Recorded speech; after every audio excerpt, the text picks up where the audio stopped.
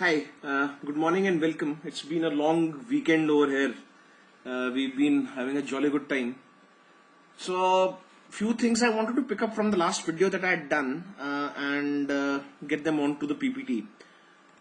So, what I'm calling this particular session is basically Change and Learning Part 8. Tall claims in leadership development. That's about it. So, tall claims in leadership development are not only my tall claims, but also other organizations and few consultants who are making certain tall claims. I want to explore along with you whether some of these things will actually happen.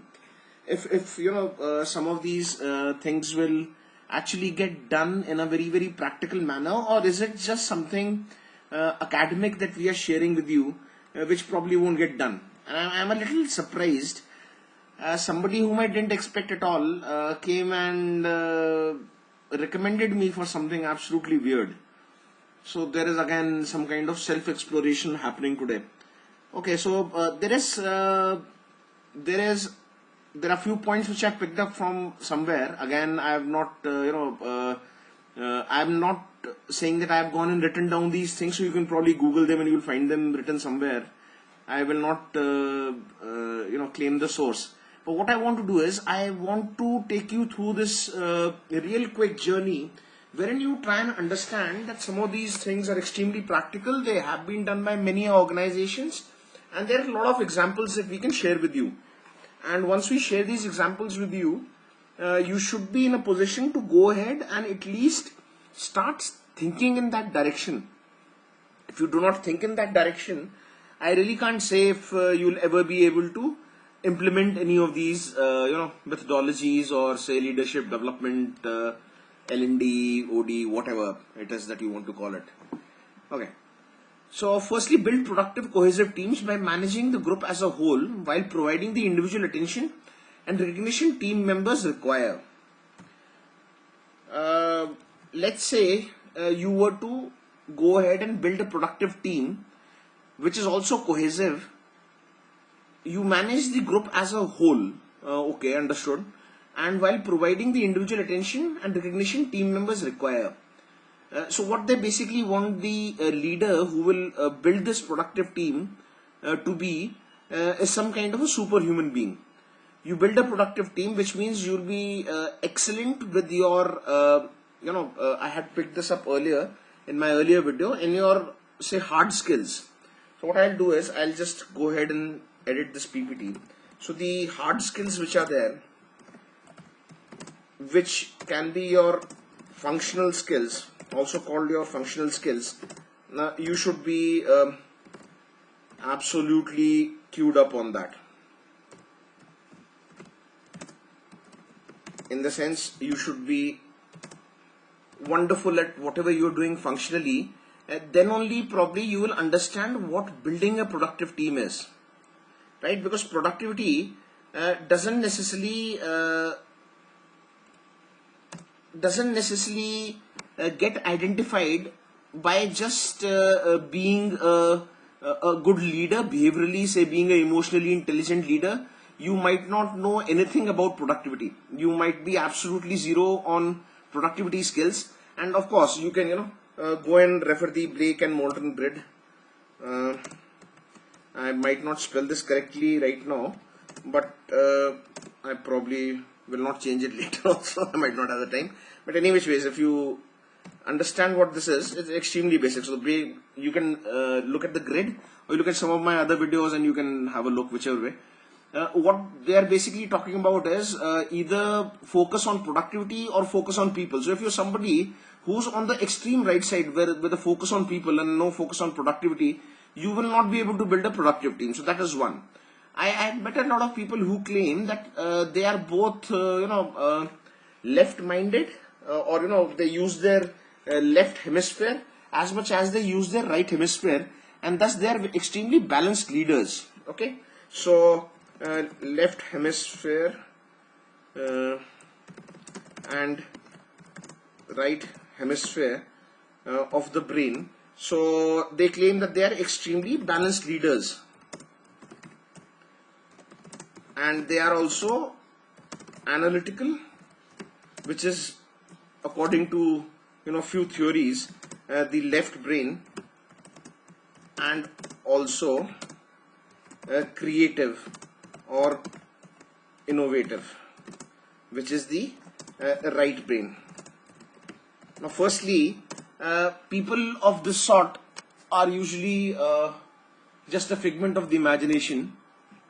Secondly, which is even much more important, this right brain left brain thing has been by some researchers, now I can't name them, but if you will go ahead and Google, and I will do that right now along with you so that I don't get into any copyright issues. We will go to YouTube and we will say Google Talks plus left brain, right brain. So I remember there was an individual who went to Google, and he went and spoke about this, and he said none of this actually works. And I want to find that one particular video. Now, there might be many other videos which are here. No, but this individual is again talking about integrating the two hemisphere of our brains. What that individual in that particular video mentions, and let me, I don't know if I can find it now, but if anybody knows, I'll be great. It will be great if you can give me a reference again. What that individual talks about is, he very clearly says that your brain functioning depends on your physical health. So our good old knowledge which says that only a healthy body will house a healthy mind, and that's about it. And that's all that doctors know till date also. So this left hemisphere, right hemisphere, left being more analytical, right being more creative, is basically just some kind of fairy tale that has been created by maybe some I don't know, maybe fairy tale from L&D. I don't know. I don't necessarily know. So I will not comment on that. But doesn't necessarily work that way. I've also sat through a session which was facilitated by somebody. It was more around coaching and facilitation, and there were two individuals present, and I kind of from a very distant perspective, I kind of know these two individuals, and one of them claimed that I am a very left brain person, the other claimed I am a very right brain person, and we get along very well and we do this work together and we do this, we do that. I don't know. So maybe they have gone ahead and they have somehow convinced themselves, or maybe it's their aspirational self, okay, which says that I am a left brain or a right brain person, right? And because most of this old research is now necessarily out of the door, and people are not necessarily believing it, so whether it's a left brain or it's a right brain or whatever, the only thing which will work is actual experience in that particular line of work, right? That's the only way that we learn. There's absolutely no other way that you will learn. So how do you, and you being absolutely, anybody in a particular organization who wants to make sure that a productive team is built, which is also cohesive, the first shot that you have is make sure that the leaders are internally grown. Okay? Firstly, make sure that the leaders are internally grown and go through the rigmarole of that organization, understand that organization's productive machinery, so to say. You understand the means of production, you understand the means of delivery, you understand most of the things that happen within the organization and how they happen, and there are tenured folks who are doing that. So that is your first bet. That is the first bet. The second bet being, in case you are getting in people at the leadership level. So when I say leadership level, I usually mean folks with say 9 to 11 years of experience, like recruiters would say relevant experience, and also some kind of leadership capacity which they have displayed earlier. So some kind of managerial capacity that they have displayed earlier. So those are folks at the leadership level.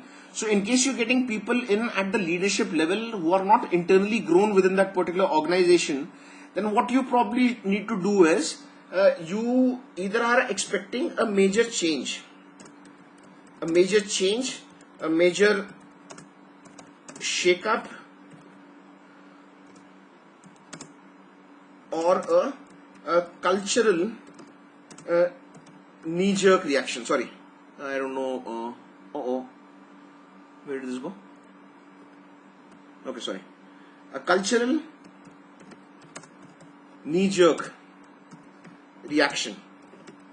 You don't necessarily want that. You don't necessarily want that unless, of course, you are an organization that wants to internally, change things, but is unable to because your current leadership is either a hand in glove with somebody within the organization, or let's say your current leadership, you believe for some reason, is incapable of doing whatever it is that you want to do, right? So if those are the two situations, then you can go ahead and you can say, fine, we will not necessarily bother and we will get somebody external. Otherwise, groom your internal folks. Having said this, then there are the questions which will come, which will say, do we have the budgets to internally groom leaders?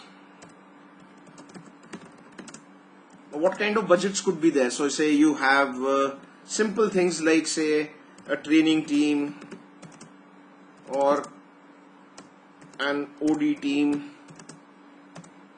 or you could be looking at some kind of internal university, or you could be looking at some tie-ups with external universities. So these are things that you could be doing to make sure that you have some kind of internal grooming for your leaders. Now, there are organizations who will say that even though some of these things might have become extremely trendy now, and there could be other organizations who might be doing this, but we don't necessarily do this, and neither do we hire people from outside. So what is it that they are achieving, and how is it that they are achieving that? So don't hire externally,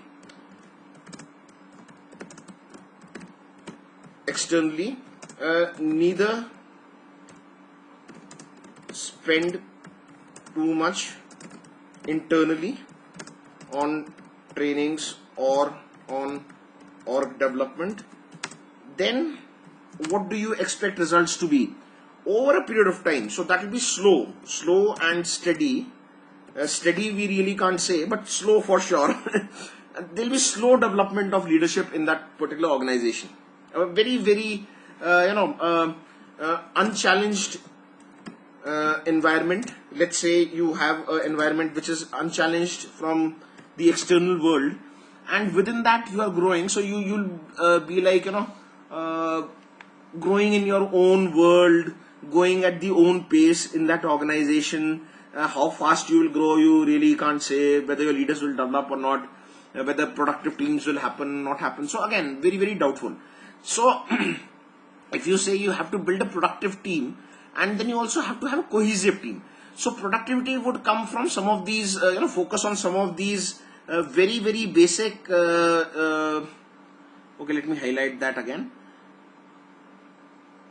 Very basic hard skills or functional skills. Okay, so that is how productivity will be achieved. Then comes the question of cohesive teams. Now, why should a team be cohesive? Firstly, let's look at that. What's in it for a team to be cohesive? If we don't understand that piece, we don't necessarily understand the rest of the picture very well. So let's look at what's in it for people to be cohesive. Why? Now, here is a situation that I give you. There's an individual who comes to work, is ex-IIM and ex-IIT, doesn't speak much with anyone at work, goes back at the end of the day having worked on her/his laptop, and is an individual contributor. Now for this individual contributor, and after giving you a very a simple introduction to this individual, why would you want this person to be cohesive? Why? So that why has to be answered. Extremely important. Why should this individual be cohesive? This individual need not be cohesive. This individual will probably end up being cohesive with the clients, or say the customers. This individual need not be cohesive with the HR department, with the finance department of that organization, with say the marketing maybe, with some other departments of the organization. There could be some other folks in many other organizations who are up to other things. This individual might not be cohesive with them. Versus somebody who has to be cohesive. Now, who is this person who has to be cohesive? The ones who have to be cohesive, have to be cohesive, are the ones who have the need and are the stakeholders of each other. Now, the need can be that I go ahead and I conduct a certain activity. So say activity 1 is conducted by me, then activity 2 on the same thing is conducted by you, or say another team, and activity 3 and another few things are happening there. And let me again take an example. Let's say that we are working in the manufacturing industry within India, and the manufacturing industry in India is in today's date a very exciting place to work in. Probably there are few reasons for that. The government is kicking for the manufacturing industry. They are saying yes, we want to go ahead and promote the manufacturing industry. There's a lot of organizations which are out there who are getting in best practices from other industries into manufacturing in today's date. So let's look at an example of a team, an actual team, and not necessarily a work group, which needs to be cohesive, and there definitely is a requirement for being cohesive for them. Let's say you work on the floor of one of these assembly lines. There are some assembly of vehicles which is happening, and you need to work in tandem with at least 10 to 15 people, 10 to 15, say 15 to 20 work floor employees, right? Now, each step of the flow involves some other machine and employee. You may cut the wires of the electrical supply unit and pass them on to another employee, or you may require some sort of hand holding to fix a radiator in a vehicle, right? So these are extremely tangible things wherein an individual has to go ahead and be cohesive with that particular team, because if you're not cohesive with that particular team, you will not necessarily get work done, because then most people will say, okay, this individual is totally task focused, is not people focused, and then lack of cohesion will kind of harm you. So while trying to going for any of these leadership interventions, do not go ahead and pick up things which will not work for you.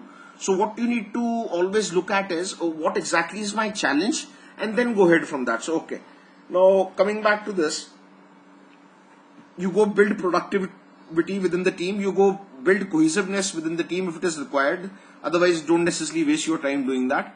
By managing the group as a whole, of course, you would have to manage the group as a whole. But what exactly is managing the group as a whole? While providing the individual attention, okay. So let me pick up this entire piece. So what exactly is this, and how does it work? Well, it works in a very simple manner. You could look at something as simple as situational leadership. Okay. So this is the most simplest form of getting this done. And there are other ways of getting this done which are a little bit more complex, and I probably would get into that later.